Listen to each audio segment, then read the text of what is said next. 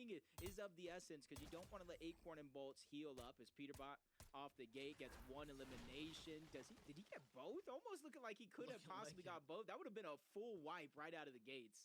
Yeah, getting that quick follow-up right there. The precision, obviously, here and now is starting to come through. Peterbot and Pollo, though, are in the round, what was it, 7th or 8th place, so they're not exactly playing to the best of their capabilities. They've kind of fallen off just the last round or two, but do not count them out. These are all teams that are still in the race here. 3 games is plenty of Fortnite to look forward to, and even someone like 𝐿𝐁𝐻 and 𝐒 obviously understand that as they're trying to close the gap here and now. Stepping back to Noah, though. Man, Noah's had a tough time the last couple of rounds. Seems like teams have really figured out that they can kind of crack down here and earn themselves some points, man. He's been pushed out time and time again. Virgo and 𝐒𝐷𝐈𝐁𝐻 taking their learnings and winnings from before and just continuing to follow up there in a little dance just to go on to make sure they push a little salt in the wound there. So well played for them as they continue to earn, but Northern's still up and standing, and this is why they play split. Yeah, and you got to keep in mind, too, for the teams that might be a little far out of reach for the qual spots, there's still a ton of money up for grabs, so you don't want to give up at a moment's notice. 3 games left, plenty of points left on the board. Just kind of looking at the feed, cold, business as usual, finds an elim. 𝐒𝐔𝐄 does go down, cleaned up by 𝐒𝐔𝐻 and �սկ𝑎re, so already action continues all around the map. Cold, after getting 1 elimination, you can see him and Rapid split up, but they're just taking fights all around. Rapid gets that 2nd elimination as well, and they're going back to the strategy that won them qualifier 1. Eliminations in the early game, placement, and safe gameplay at the end.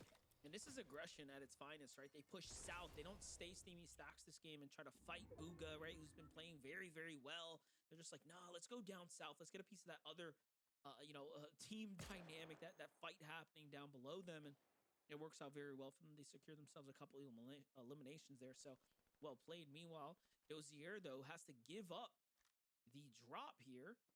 He's forced to the outskirts. Remember, this team was fighting pretty much toe-to-toe with Agers at the drop, and it went both ways there. So this time doing something completely different. 𝐶 and 𝑀uzz have a lot to worry about, though. There's probably the most amount of players around them when you compare it to the other games. So it does make me wonder.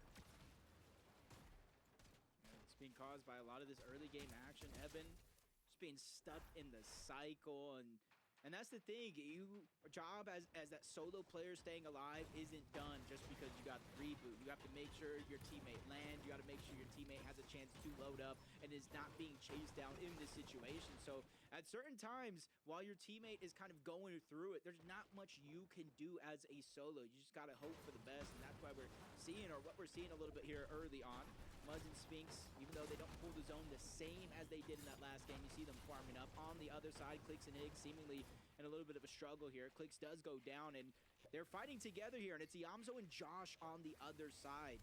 When it comes to 𝐻𝐻𝐻𝐻, 𝐿𝐷𝐻, and 𝐻IGS, former trios of all last season. I wouldn't say there's a ton of bad blood, but sometimes, you just get anything that you can on your side to point the finger. I mean, 𝐻𝐻𝐻𝐻 and Josh just come up and out of nowhere after that win in game number 4, the 2nd place in the last round. They're very much in this conversation and in the race as the leaders.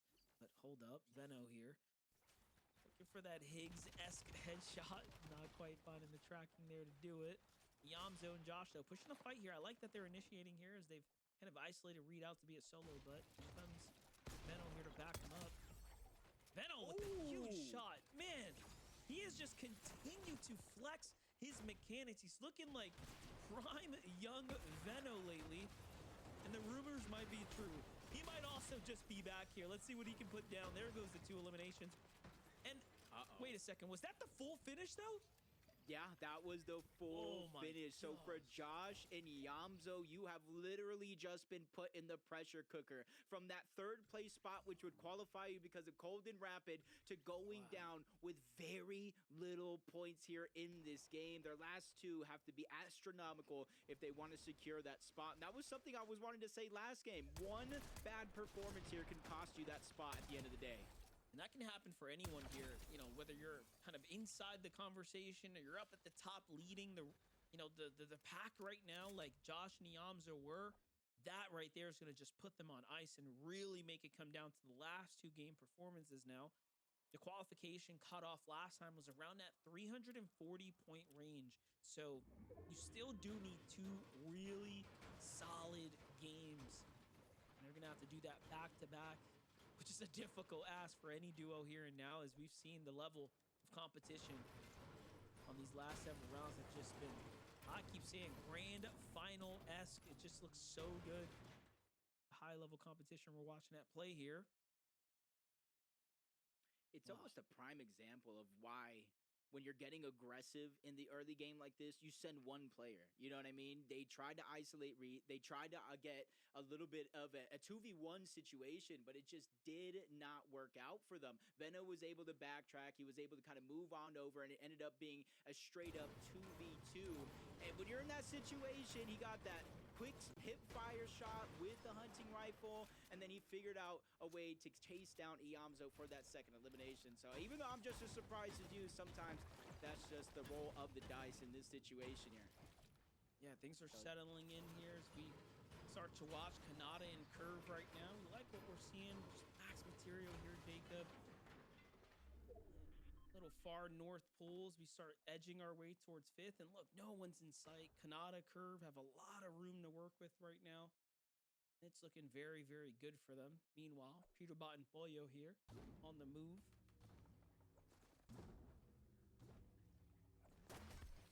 Every game, we're going to be seeing at their base up top, and there are some teams that do kind of know they do launch pad from the top of this. Remember, you know, as Slurpy Swamp, just like in this game, pulls towards the south, there's going to be teams coming in from the north, from the western side of the map, trying to get scraps, trying to get any of these barrels left over to try to heal up their lost HP from actually being in the zone. And they typically take that same rotation. Peterbot and Pollo actually do make with that launch pad that they have up there, and it's the big launch pad on top of that, so it can cover a ton of distance relatively easy. Bugha and King here, 1 elimination so far. I wouldn't say it's any different than what we've seen so far. Bugha and King not necessarily known for their high elimination games, but with only 3 opportunities left, they're about 100 points down. They need to figure out a way to close that gap in a safe manner so they don't go down to placement early. Yeah, I'm thinking Bugha and 𝐭𝐡𝐢𝐬 are just going to start labeling or become to be labeled the team that goes for height after game 1 and 2. So we can see a little bit more of that. That'll solidify themselves up there. As we watch 𝐒𝐔𝐁 make their rotate through, forcing Noah out this drop spot here. So they're going to be coming on in, cleaning up house here and now. On the other side, you have Cold and Rapid, base down low. Somehow found themselves here. This is a lot different than I would have expected them on the dead side of the rotate here. 4 eliminations, and man, they're just looking like they're trying to go for the repeat back-to-back right now, as they've kind of slowed down things for themselves, right? They're like, hey, look, wait a second. Got a bunch of points. Let's just play for endgame now. Yeah, and it's not every day you see players like, yeah, you see them kind of slow down, but the slurp water right here, it's not every day you see them utilize it. It's only 1 tick around HP and shield that they are gaining back, so they're going to utilize that position for quite a while, but it saves them from digging into their pockets and using their resources that they want to carry with them for as long as possible. Cooper and Curly still over at Dirty Docks. You see them as well, just going ahead and dropping that med mist. They did find the elimination onto Noah plays, and right underneath them, just breaking it, using that launch pad, just like, you know, the Slurpy Swamp players are doing to try to get in towards zone. And you can kind of see right now, I know it's not even on a mini-map, but where the full circle is actually pulling, even though it's a half and half zone, half of that zone is unplayable into the open water. So this is going to be a condensed zone from here on out. Yeah, if it wasn't stacked enough already, well, now you get that pseudo-forced, you know, layering on top of one another, given the zone action here. Cold and Rapid have officially healed their way up. We just talked about kind of min-maxing their position here. And do remember, there's just so much prizing on the line as well, right, Jacob? So that's the other reason why even someone like Cold and Rapid might not be playing so aggressively here, although they've been qualified. There's still a lot more on the line for them.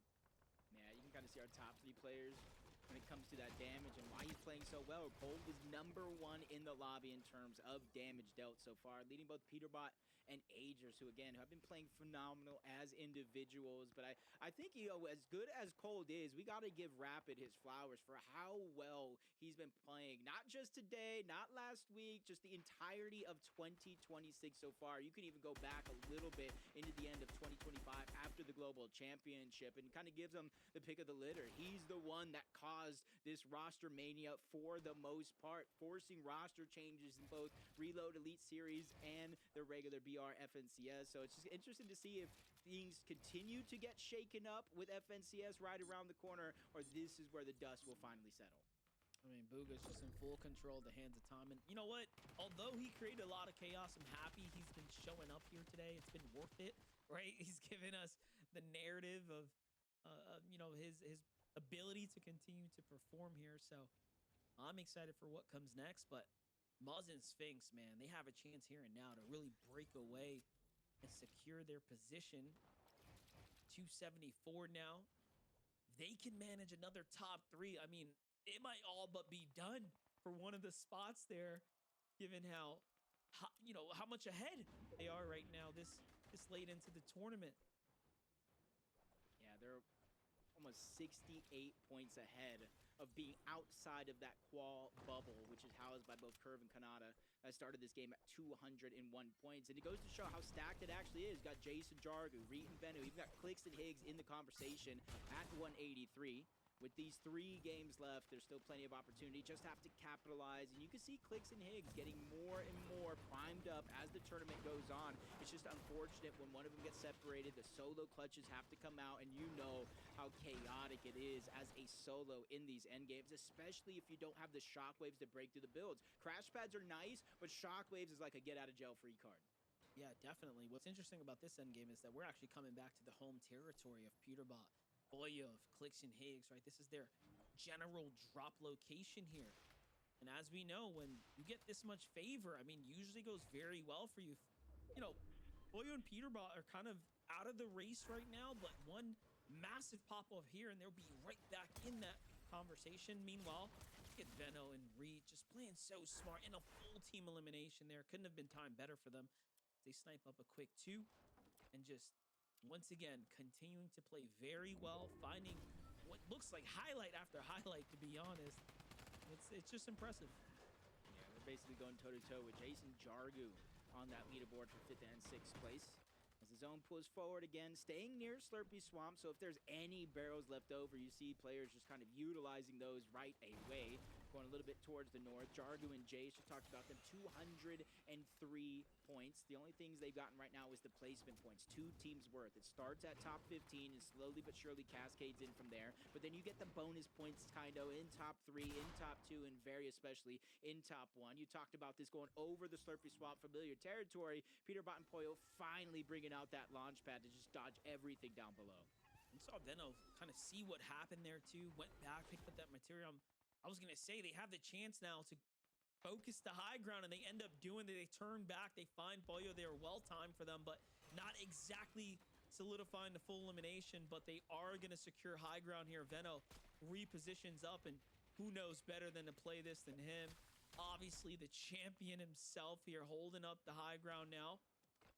This is the first we've seen of them, but Curve and 𝐿 go up with that super launch pad as well. Another breakthrough there from 𝐿, I think, to try and take down High. And Muzz wants a piece of this, and Muzz is actually a solo here now. Yeah, this is necessary for Muzz to use that launch pad, the Flowberry Fizz, because now in some cases he might be out of render distance, but as time goes on, he's getting closer and closer to the eyes. Peterbot and Pollo still looking like they're trying to clash with Veno and Reet, and they find success. They take away the high ground. They send them down below. Muzz a little bit too close to comfort for that team on height, forced to nosedive down to try to live to fight another day, and this is very, very important. Muzz stays alive here. He built himself a cushion in that first place spot, but if he goes down in 13th place, in 12th place, he's giving everybody a shot. Yeah, well, look, he's doing a great job here. He's got plenty of mats to work with, too. And on the bottom, 𝐒𝐔𝐁 once again finds himself in a solo position. 𝐶𝐿 and 𝐒𝐔𝐁 are struggling to find their way together into the end game and make something work. But each of them have clutched up time and time again. Well, we're asking for a lot now from Muzz, and we're asking for even more from 𝐒𝐔𝐁 if he wants to stay in the race. You see Muzz taking his time. He had the slurp juice, crash pad, using the Flowberry Fizz to cover distance all the way to the other side where the zone is opening up. Slurp juice still intact, so he's going to get an HP up as well. 𝐒𝐔𝐁 saving the med kits, which is huge. Trying to utilize somebody else's med miss smoke, but it's just cut a little bit too short. And there's one build left. This is where he has to be careful. Tries to go for a 180, one pump, but he gets flanked from behind, taken down outside of top 10 yet again. And Muzz is right there behind that action, almost watching it all play out. He doesn't even make a move there. Instead, he just buys his time here. 11 duos remaining here in the game. Muzz is almost closing in on side of top 10. Meanwhile, 𝐒𝐳 is also alive by himself. And no, someone jumps in the box, and it's action. 𝐒𝐳 manages to clutch up for himself here, making it a top 10. And again, if you're any of this solos, you are happy to watch teams fall here and now, but it's up to Muzz to clutch. No, down he goes to the hands of 𝐸𝐷. Yeah, so the cushion finally started to end here, but for 𝐒𝐳, this is everything. 𝐒𝐲𝐣𝐊𝐄 already went down. This is a chance to put yourself inside of that bubble in qualification range, uncontested this time around. Cold and Rapid, they've been after fight, again, playing patient from the 7th zone onward. 𝐒𝐳 finally goes down, so his run to the top of the leaderboard getting cut a little bit short here, but did he get enough points is the big question.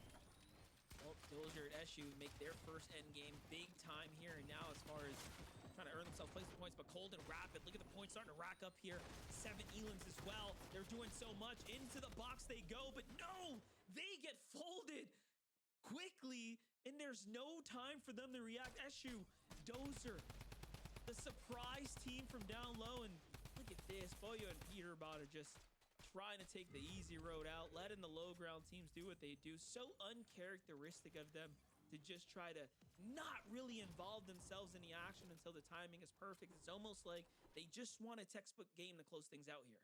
Yeah, I think they realize where they're at on the leaderboard, and if they want to give themselves a shot going into game 7 and 8, they have to end up with a win here. But Cooper, one and only solo left in this game. He's the meat in the middle. Dozer, 𝐒𝐈 are the ones down below, but Peterbot finally dropping to cause a little bit of chaos. He goes after Cooper first. That's the solo and a possible 3 more points, but he shockwaves out up into the direction of Pollo, where he's launching grenades down from above. They're going to be able to connect, cause chaos. Peterbot cleans up the elimination, but on to height they go. 𝐒𝐈 trying to target out Pollo, but he shockwaves up again, finally falling down. He gets the elimination there. 2v1 situation, and it's never looked easier for Peterbot and Pollo to secure that game win. Just doing it once again, making it look nice and smooth there, right? You can tell that they really wanted that win. In game number 6 now, we get to put a ribbon on there, Zeke.